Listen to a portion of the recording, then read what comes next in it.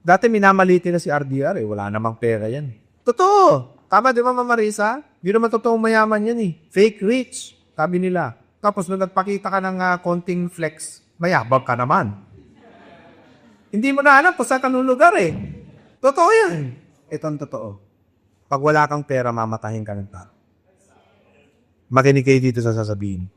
Kapag wala kang pera, danas ko po yan sa buhay. Anumang success ang makuha ninyo sa buhay, hindi mo na dapat ipakita sa tao eh. It's for you. It's for your personal consumption and it is your reward to yourself.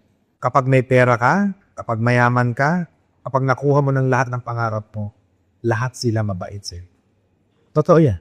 Danas ko po yan sa buhay. Because once upon a time, yan ang buhay na pinipilit kong patunayan sa maraming tao na worthy ako.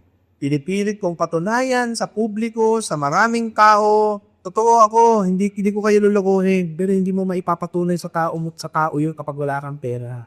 Walang maniniwala sa iyo.